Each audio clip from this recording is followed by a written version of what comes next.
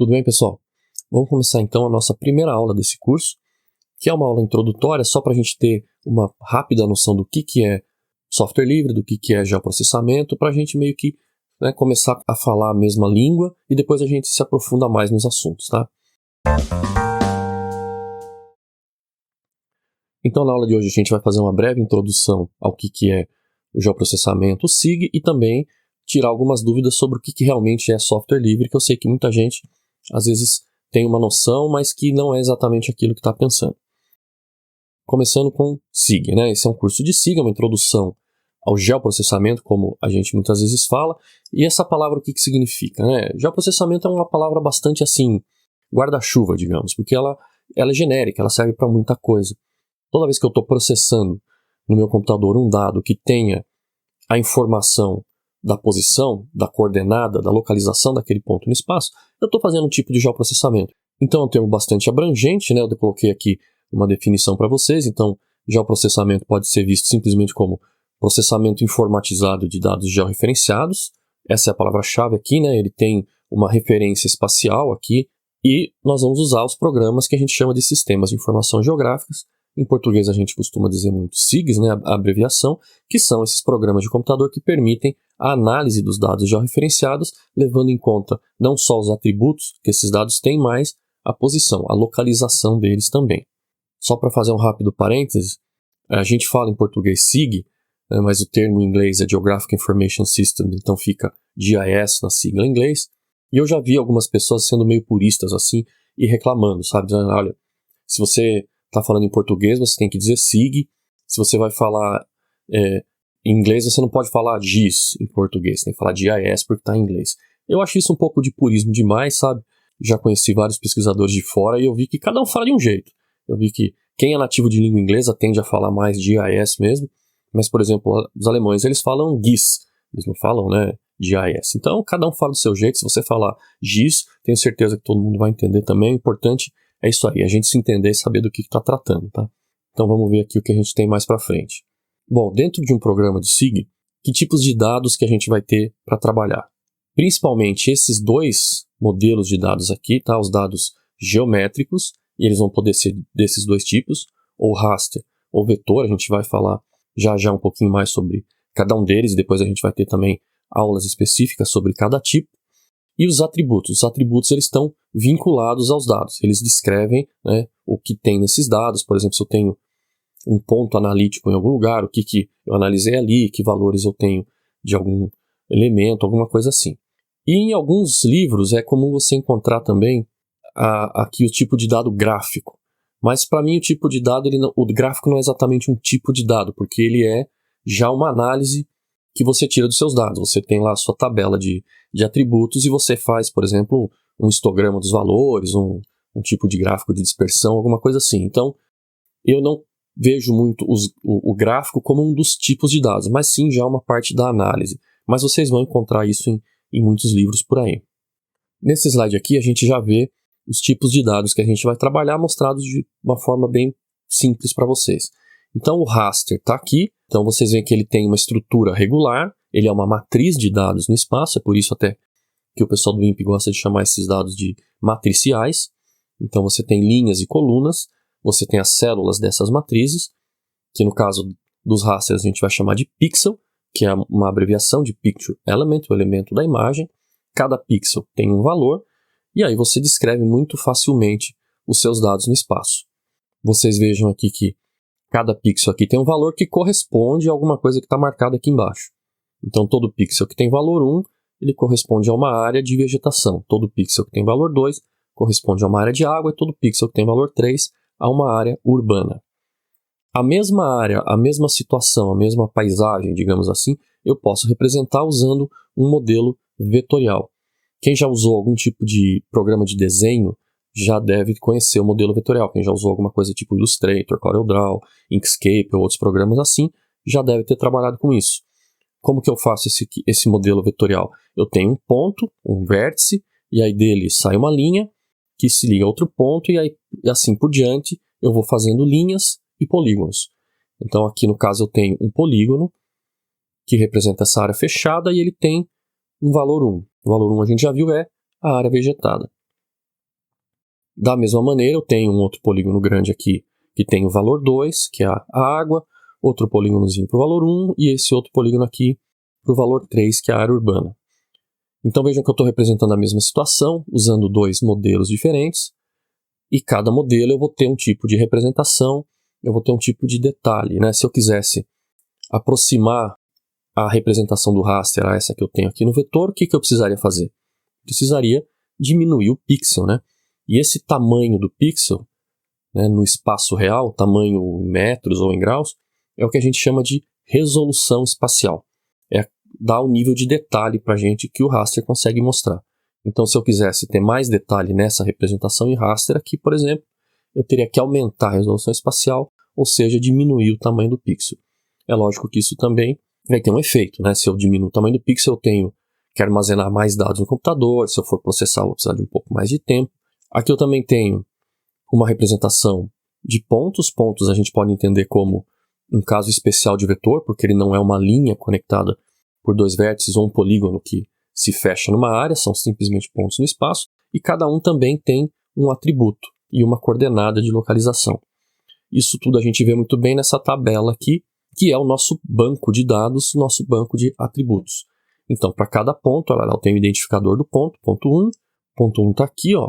Então ele tem coordenada x de 10, coordenada y de 19 e o atributo área urbana, e assim por diante. Então, esse banco de dados aqui, vocês podem pensar de uma maneira simples como uma tabela do Excel mesmo, onde eu tenho o identificador, que no caso aqui está ligando aos pontos, as coordenadas dele e os atributos.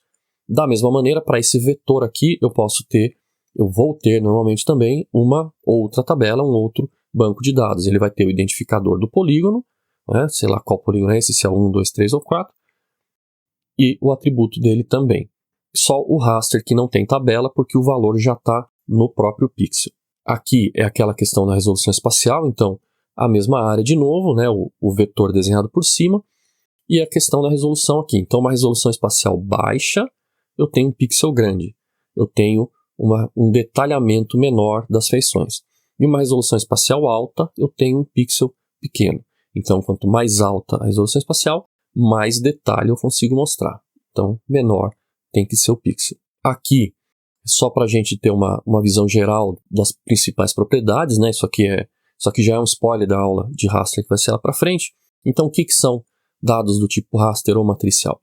São dados que vêm regularmente espaçados no espaço, então ele tem uma estrutura de matriz com células que normalmente são quadradas e de mesmo tamanho. Normalmente porque tem situações e tem programas que vão deixar você ter células retangulares, por exemplo.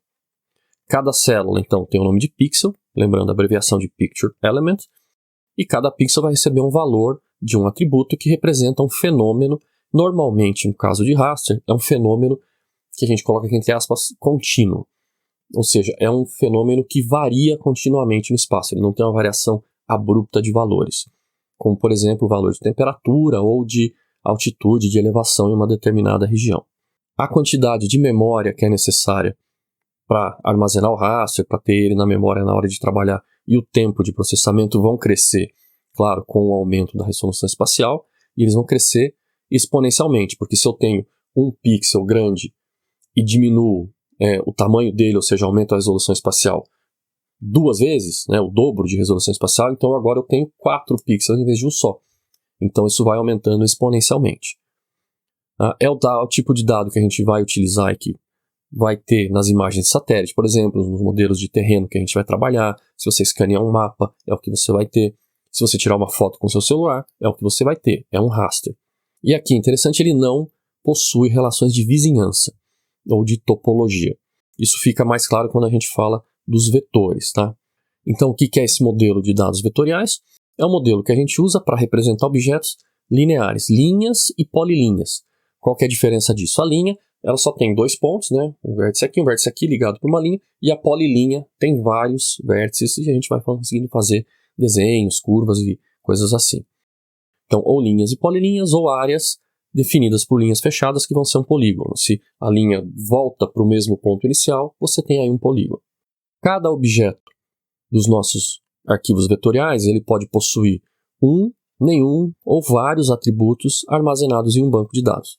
Então é aquela coisa da tabela, vai ter lá um identificador do polígono e a tabela dizendo qual é o atributo. Ele pode ser que não tenha atributo nenhum, pode ter um monte de atributos, e esse banco de dados pode ser simples ou bastante complexo, como a gente vai ver na aula de vetores. No geral, os vetores vão utilizar um pouco menos de memória, vão processar um pouco mais rápido que o raster, mas isso é uma coisa que a gente coloca aqui e que os livros vão trazer, mas que ele varia muito, tá? Varia da situação, varia do seu mapa vetorial. Se você está processando um mapa complexo de, sei lá, de geologia do país inteiro, você tem muitos polígonos, então ele vai demorar também para processar. Isso é uma definição geral, mas que nem sempre se mantém. E aqui é aquela parte interessante, né? Eles podem possuir relação de vizinhança de topologia.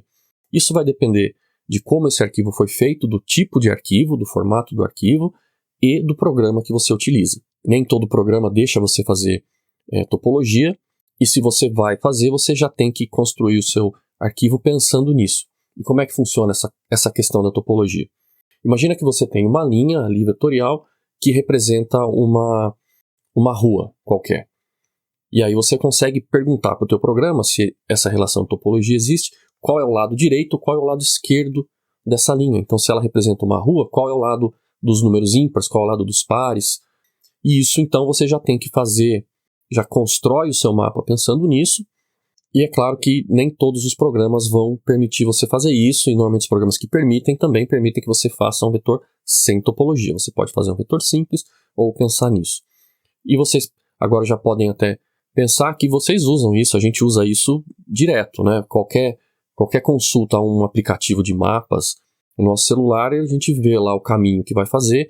Por trás daquele mapa todo tem uma rede de linhas vetoriais, que são as ruas, e cada rua tem a sua topologia para saber onde está o número, onde começa, para que lado da rua que fica o número que você está procurando, qual é a mão de direção da rua e o que mais você quiser. E aqui é aquela história de que os dados pontuais eles podem ser considerados uma forma especial de dados vetoriais. Tem alguns programas que trabalham com pontos de uma maneira separada, mas a maioria vai tratar os pontos como vetores, ali sem dimensão nenhuma, só localização no espaço. Aqui também é uma coisa interessante da gente comentar, que dentro do SIG a gente vai ter estruturas de dados, estruturas que são discretas e estruturas que são contínuas. Contínuas é o caso daqui de cima. Pensa em uma superfície que varia continuamente.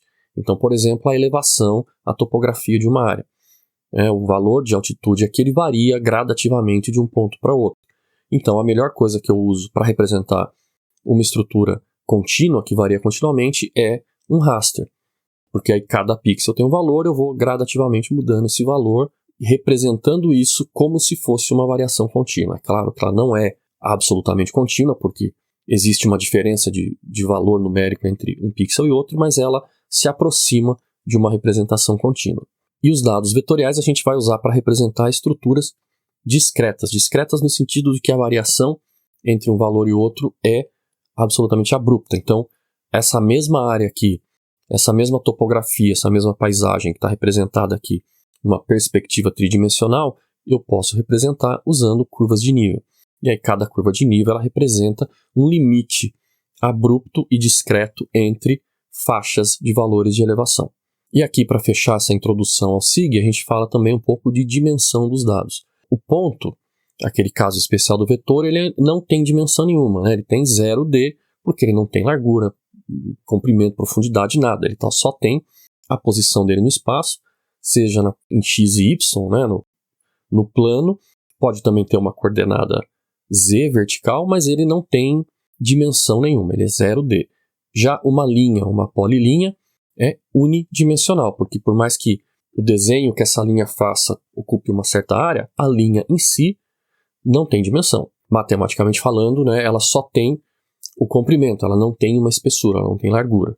Para que eu tenha as duas dimensões mesmo, eu preciso de uma área, eu preciso fechar um polígono, e aí sim, eu tenho uma dimensão aqui, outra dimensão aqui, mas eu não tenho a terceira dimensão, eu não tenho espessura. Isso é uma área sem espessura nenhuma, então ela é 2D. Para ter o caso do 3D real, eu tenho que pular aqui para esse último caso, que é o do volume de verdade, que é como se fosse um raster tridimensional. Ao invés de ter só a matriz de linhas e colunas, eu tenho uma matriz de linhas, colunas e ainda uma dimensão vertical. Então, ao invés de pixels bidimensionais, eu tenho voxels. Voxel, lembra que o pixel era a abreviação de Picture Element? Voxel vai ser então a abreviação de Volume Element, o elemento de volume. E aí você tem cubinhos no espaço que representam um volume verdadeiro. Isso aqui, poucos programas trabalham com isso. É um pouco mais complicado, exige muito mais processamento, muito mais armazenamento, mas ele é bem interessante.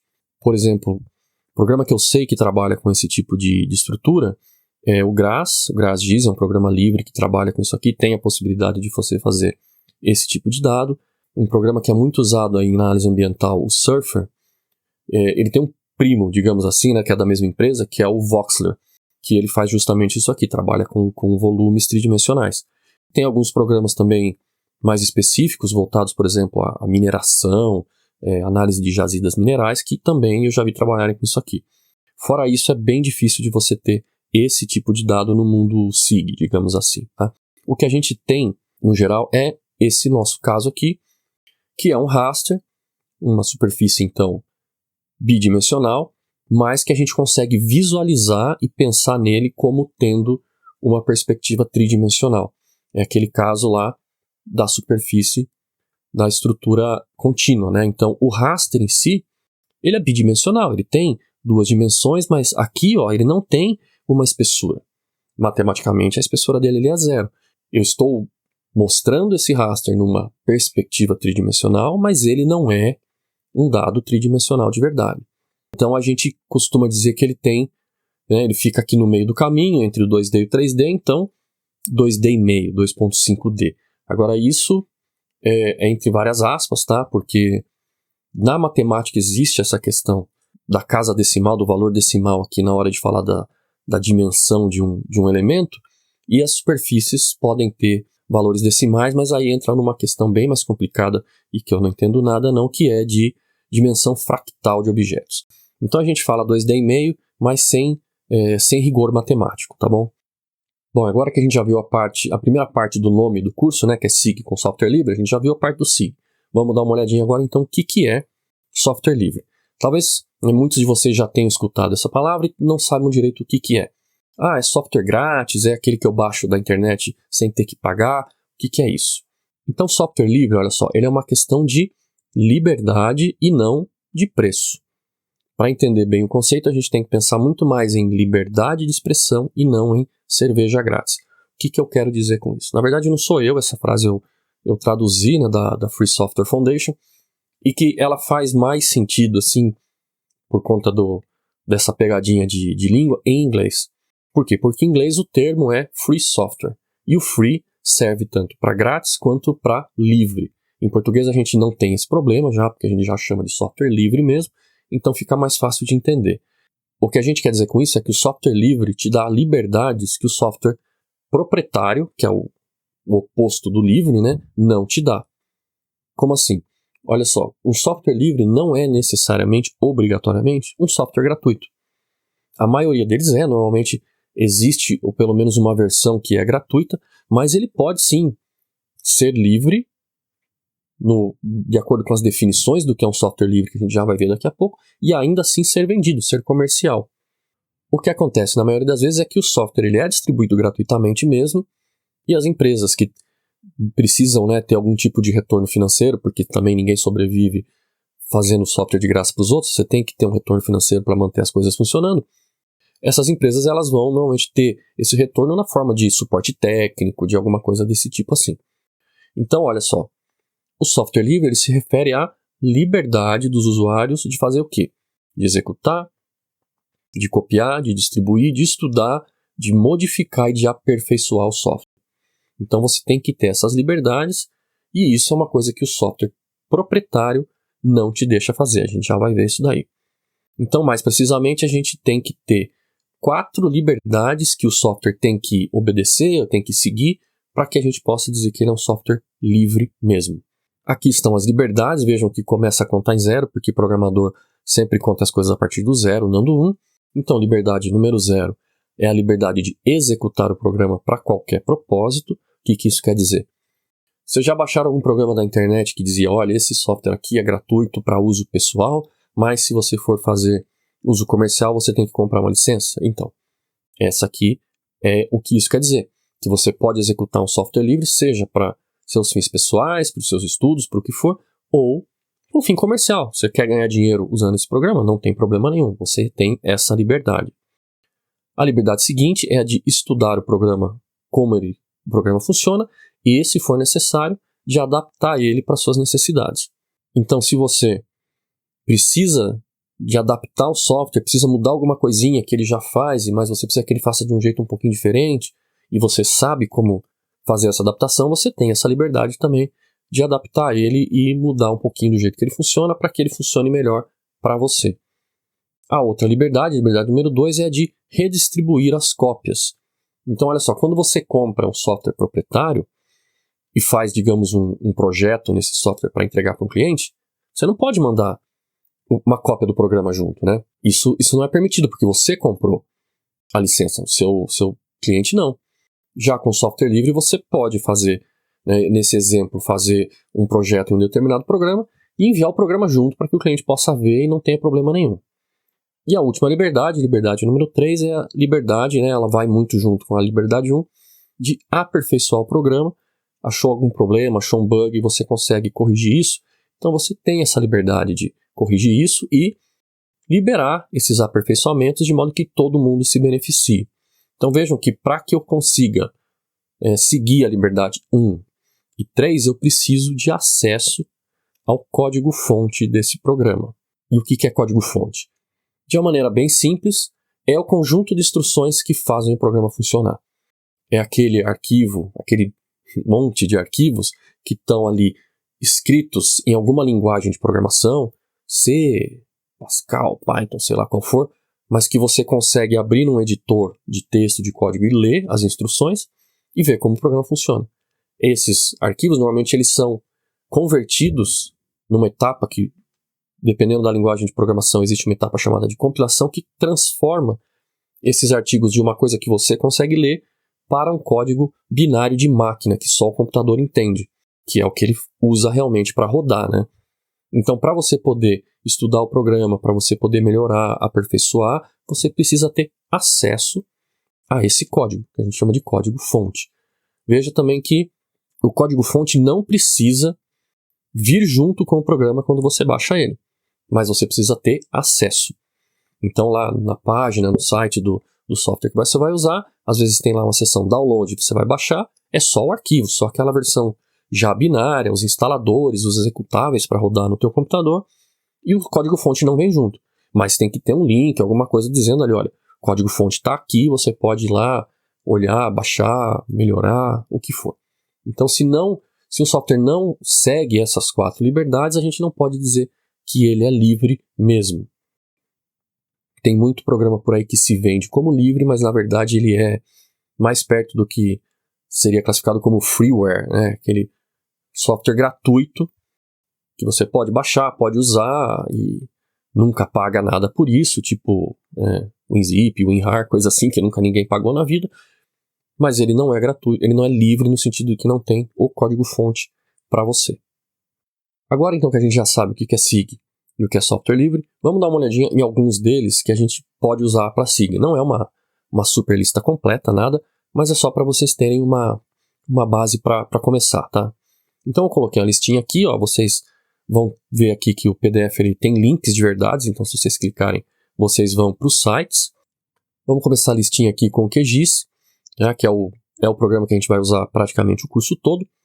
Antigamente ele chamava QuantumGIS, hoje ele chama só QGIS, assim mesmo, todo em maiúsculas, e é um programa que evoluiu demais, né? Ele passou de um simples visualizador de dados para um SIG completo.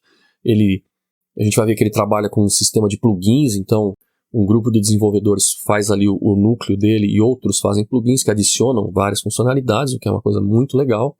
Aí depois eu coloco aqui o GrasGIS, que é um programa hiper completo. Algumas pessoas acham muito difícil, mas na verdade ele nem é tão difícil assim. Ele só tem um jeito um pouquinho diferente de fazer algumas coisas, mas ele é um programa que faz todas as funções, desde a análise básica de SIG até análise de imagem de satélite, análise temporal e coisas assim. A gente vai ver ele rapidamente um pouquinho mais no final do semestre. O Whitebox Get de Geospatial Analysis Toolbox é um programa muito legal, feito por um colega meu da Universidade de Guelph, no Canadá, o John Lindsay, e ele é um SIG completo também. Ele é simples de usar, tem muitas funções, assim, das que a gente usa no dia a dia, ele tem todas, inclusive algumas que não são tão comuns de encontrar na maioria dos programas, como uma série de módulos todos dedicados a tratar dados de LiDAR, de altimetria laser. Então, ele também é bem legal de vocês darem uma olhada. O GVSIG também é um dos grandes projetos, né? Ele é um projeto espanhol, o GV aqui é Governo de Valência, tem uma base de usuários bem fiel, apesar de que eu acho que o QGIS tem roubado um pouco dessa base de usuários aqui nos últimos anos. Depois a gente tem o Spring e o TerraView, que são os nossos representantes nacionais. O Spring, ele certamente foi responsável por introduzir muita gente ao mundo do SIG. Ele deixou de ser um programa gratuito há alguns anos atrás e passou a ser um programa livre de verdade, quando o INPE fez todo um esforço para colocar o código-fonte todo no ar, documentar o código, tudo bonitinho. Então ele é um programa livre, mesmo obedece aquelas 4 liberdades. Se não me engano, a última atualização do Spring é de 2018, ele é multiplataforma, né? Ele funciona tanto para Windows, quanto para Mac, quanto para Linux, que também é o caso aqui do QGIS, do GRAS e do Whitebox. Creio que do GVSIG também, não tenho tanta certeza, mas acho que sim. Então ele é uma opção para você poder trabalhar em qualquer uma das plataformas. O TerraView, ele também nasceu como um visualizador de dados, mas também cresceu muito. Uma vez eu conversei com o pessoal do INPE, que comentou que a ideia era que todas as funcionalidades do Spring fossem passadas gradativamente para o TerraView. Eu não sei se eles chegaram a fazer isso completamente, mas aqui vocês podem ver também. Na verdade é um projeto duplo, né? O TerraLib é a biblioteca que tem as funções de análise e o TerraView é o visualizador montado em cima da TerraLib. Coloquei aqui também o GMT, Generic Mapping Tools. Ele é o que a gente chama de toolbox, é um conjunto de vários programinhas que você junta através de um script e faz as suas análises. Ele tem análises bem poderosas, uma saída gráfica bem interessante, e ele é mais restrito ainda hoje ao pessoal da geofísica e da oceanografia. Eles têm ampliado um pouco esse número de usuários recentemente, porque antes você tinha que trabalhar muito com scripts em Unix, hoje você pode chamar essas funções dele a partir de outras linguagens de programação. Então já dá para usar dentro de um notebook do Jupyter, dá para usar com linguagem Python, com Julia, outras linguagens que são mais usuais de se trabalhar. Eu coloquei aqui também o R. O R, na verdade, ele é um programa de estatística, né? Uma linguagem de tratamento de dados, de estatística, mas que ele tem a possibilidade de usar bibliotecas que as pessoas fazem colocando novas funções. E o R tem zilhões de funções que vão desde análise de texto até análise de imagem, e tem uma série de bibliotecas para análise espacial, então muita gente também usa o R para fazer operações de processamento e coisas assim. O Snap, que está aqui, ele é uma série de toolboxes também, então de caixas de ferramenta feitas para a ESA, a Agência Espacial Europeia. E ali, se você for aqui no site, você vai ver que tem mais de uma toolbox que eles fazem já meio que voltados para os satélites e para as missões deles. Então ela é uma série de ferramentas feitas para trabalhar com imagem de satélite, tanto imagem óptica quanto imagem de radar. E aí você vai ver lá, a Toolbox 1 ela é mais voltada para os dados de radar, a Toolbox 2 é mais voltada para dados de satélite de alta resolução espacial, e a Toolbox 3 para esses satélites de média resolução espacial, tipo Landsat. Eles dividem isso daí, e você vai, e mesmo que seja feito assim, voltados para os satélites e para as missões da ESA, eles também, né, essas toolboxes também abrem as outras imagens. Então, um satélite americano, tipo Landsat, também você vai conseguir trabalhar ali, ou mesmo o Cibers brasileiro, você consegue trabalhar ali legal. E são opções interessantes para trabalhar com sensoramento remoto. E aqui no final eu coloquei separadinho aqui o SGEL, que é a Open Source Geospatial Foundation. Então ela é uma fundação feita para abrigar esses projetos de softwares de geoprocessamento, né, de softwares livres para aplicações geoespaciais. Então aqui, se vocês entrarem no site da USGEL, vocês vão conseguir chegar em todos os outros projetos que eles abrigam. Entre eles vocês vão encontrar lá o QGIS, o GRAS está lá, o GVSIG está lá. Então isso é bem interessante também de vocês conhecerem. E aqui, especificamente pensando no nosso curso, que a gente vai usar muito o QGIS, eu coloco de novo o site oficial do QGIS, onde vocês vão ter as informações, onde vocês vão conseguir acessar os downloads das versões mais recentes. E eu já deixei linkado aqui para vocês 2 páginas que eu acho muito interessantes. Uma é o guia do usuário. Ele está linkado, a última versão de documentação é para a versão 3.16. Está na 3.18 hoje, no momento que eu estou gravando isso aqui. Mas nesse momento, a versão mais atual do manual. Então, todo tipo de dúvida sobre como funciona o programa, como é que eu coloco os parâmetros de um determinado comando, vocês vão achar aqui no manual do usuário. E a breve introdução ao SIG, ela é, em essência, um mini curso de geoprocessamento. Se vocês pegarem dessa página aqui e seguirem as etapas ali, todos os passos e aulas, digamos assim, que eles colocam lá, vocês podem seguir esse material e ir se aprofundando no geoprocessamento enquanto a gente vai fazendo também as nossas aulas. Tudo bem, pessoal? Então, para essa primeira aula era isso, é muito mais uma introdução, só para agora a gente conseguir falar mais ou menos a mesma língua. Espero que essa aula tenha sido interessante, que você tenha aprendido alguma coisa. Se você está aqui assistindo essa aula pelo YouTube e não pelos cursos presenciais na USP, já lembra de fazer aquele pacote do YouTube, né? Dá o like no vídeo, que ajuda muito a gente a crescer, ao YouTube até a recomendar o vídeo para outras pessoas. Aproveita, se inscreve aí no canal, que tem mais vídeos por aí. Compartilha, divulga para todo mundo. Um grande abraço para vocês e até o próximo vídeo.